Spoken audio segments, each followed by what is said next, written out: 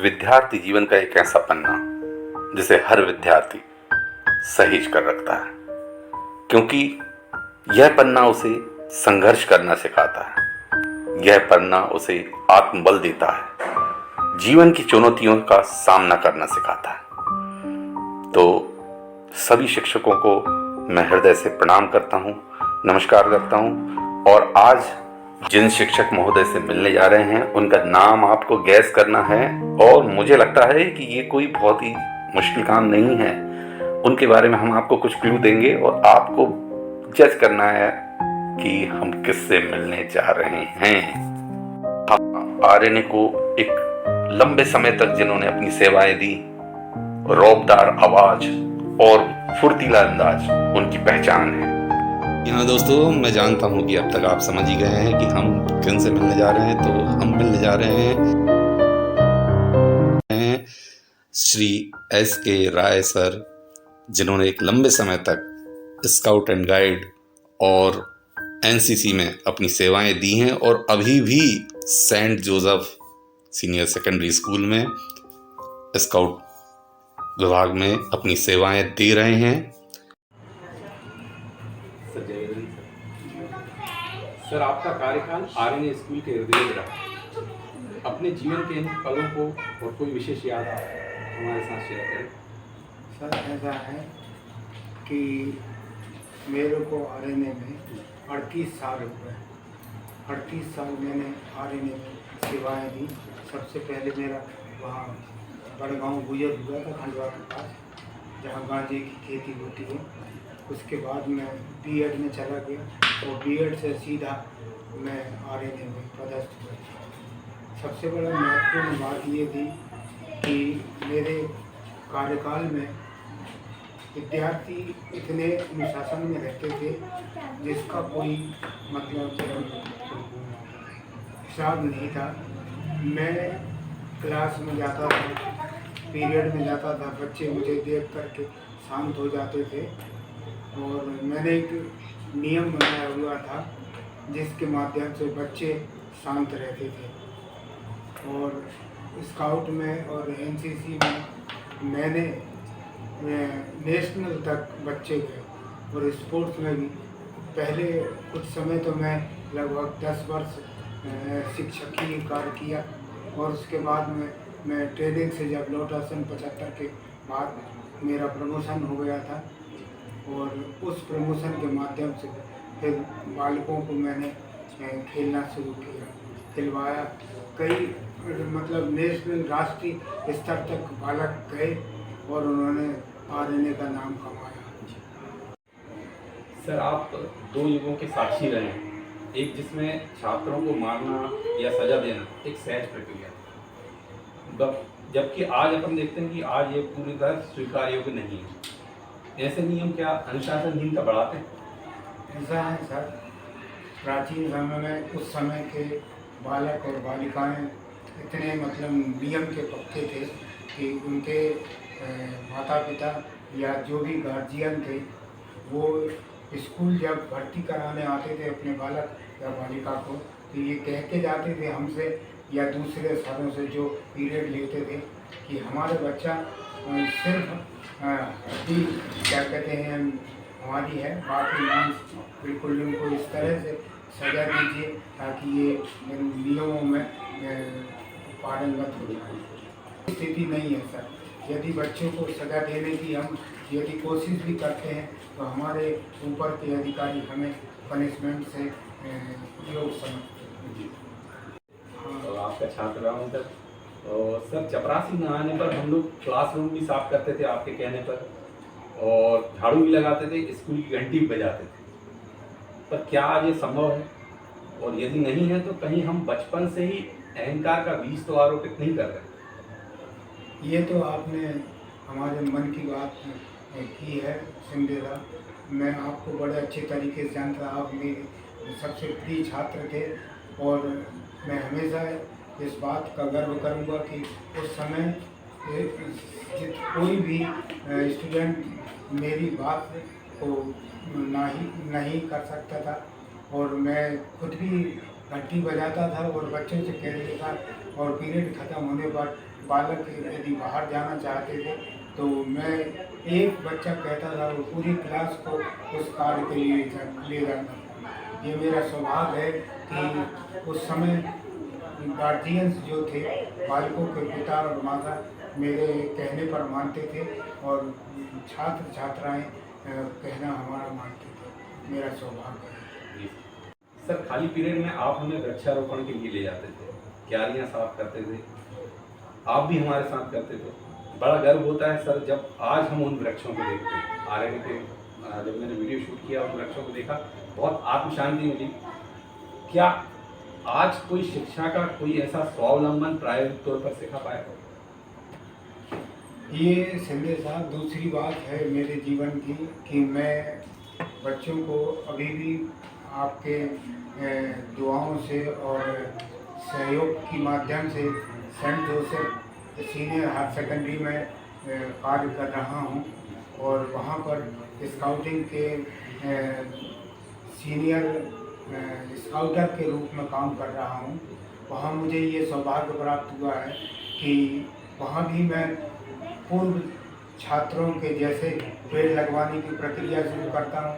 तो फादर हमारे हमें सहयोग करने के लिए कहते हैं कि राय आप अच्छा काम कर रहे हैं, या आपने मेरे दिल की बात कही। मैं आपके इन शब्दों से बहुत ही प्रभावित हुआ कि आज भी ऐसा प्रयोग करने के लिए हमें उत्साहित किया जाता है।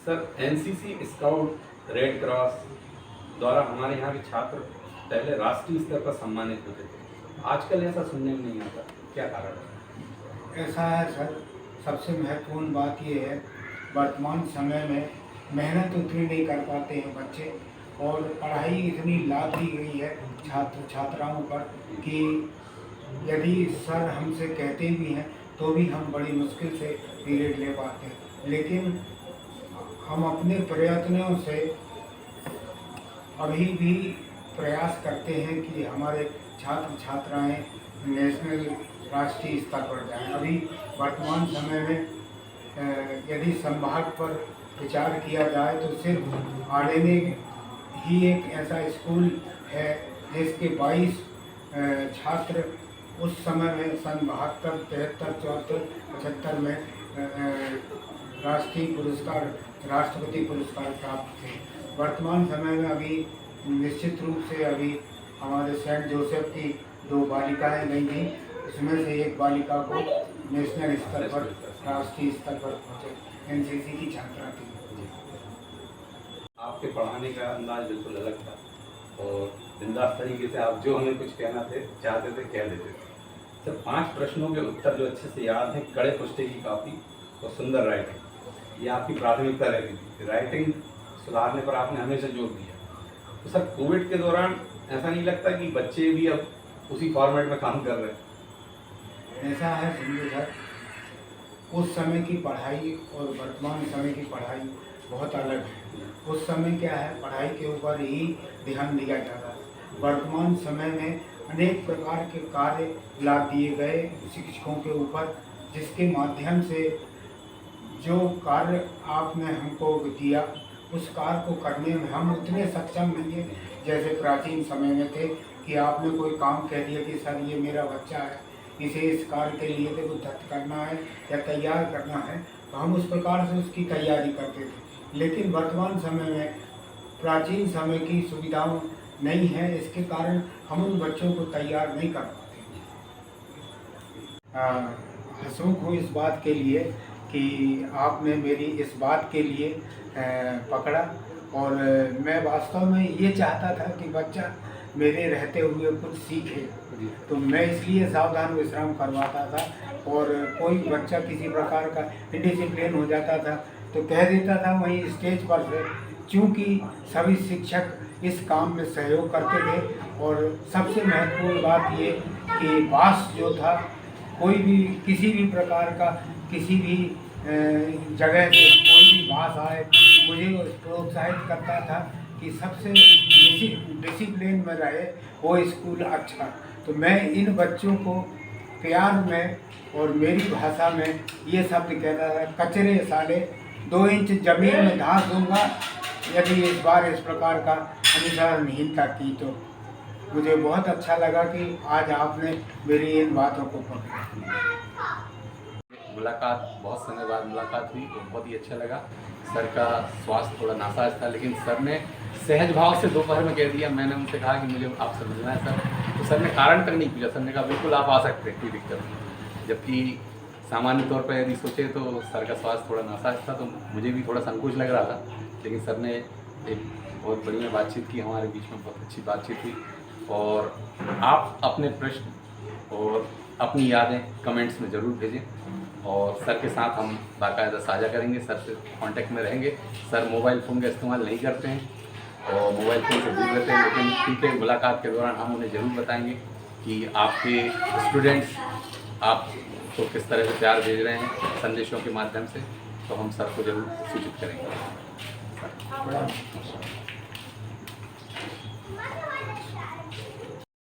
बुलस्कोल सावधान, बुलस्कोल विश्राम। अनुशासन में रहना सर की पहचान है और सर ने हमें बखूबी अनुशासित रहना सिखाया। इसके अतिरिक्त जब मैंने मंथन किया तो और भी कई बिंदु देखे जहां पर सर ने हमें कई सारी सीख दी, और उन सीख को, उन बिंदुओं को मैं आपके समक्ष रख रहा हूं। जैसे नंबर 1, प्रार्थना में लेट आने की हम सजा पाते थे, सर ने हमें समय में पाबंद रहना सिखाया। समय की पाबंदी सबसे महत्वपूर्ण है। नंबर 2, हम स्वयं कक्षा के रूम साफ करते थे। सर हमें इस बात के लिए बहुत जोर देते थे। सर ने हमें स्वच्छता पर जोर देना सिखाया और किसी भी काम को कमतर नहीं समझना चाहिए, इसकी शिक्षा दी। नंबर 3, सरकारी स्कूल के छात्रों के पहनावे में उन्होंने बहुत बड़ा परिवर्तन किया।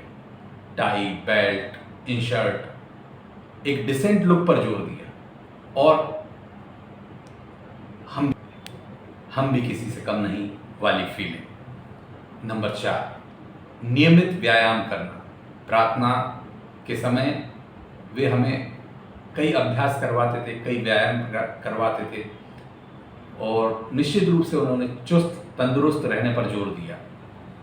नंबर 5, बगीचे और क्यारियों की नियमित सफाई। इसके द्वारा उन्होंने हमें स्वावलंबी रहना, स्वावलंबी बनना सिखाया। वृक्षारोपण पर काफ़ी जोर दिया और प्रकृति के प्रति प्रेम करना सिखाया। पढ़ाने का उनका एक अनूठा अंदाज था। कॉपी कड़े पुस्ते वाली होनी चाहिए, कवर चढ़ा होना चाहिए, सुंदर हैंडराइटिंग होनी चाहिए। निश्चित रूप से आज हमें उस में एक गहरी शिक्षा मालूम पड़ती है, और वो है एक अच्छा प्रेजेंटेशन देना। और सबसे महत्वपूर्ण बात, कठिन से कठिन परिस्थिति में निडरता के साथ, निर्भीकता के साथ, साहस के साथ और चतुराई के साथ उस परिस्थिति का सामना करना। तो सर से ये सभी हमने सीखा है। मुझे आत्ममंथन करने के बाद ये सारे बिंदु समझ में आए। आपके पास भी और कुछ नए बिंदु होंगे, आप कमेंट सेक्शन में उन बिंदुओं को हमारे साथ शेयर कीजिए, सर के साथ शेयर कीजिए, और हम इसी कड़ी में आपसे एक प्रश्न करना चाहते हैं। कमेंट सेक्शन में इसका उत्तर अवश्य दें। हम ये जानना चाहते हैं कि सर का अभिवादन आप कैसे करते थे। Number 1, hello sir. Number 2, good morning sir. Number 3, नमस्ते सर। या नंबर 4, जय बजरंग। कमेंट सेक्शन में अपना उत्तर अवश्य लिखें। नमस्कार, जय हिंद। और अभी कहीं जाइएगा नहीं। कचरे 2 इंच जमीन धस जानी चाहिए अगली बार। बुलस्कोल सावधान।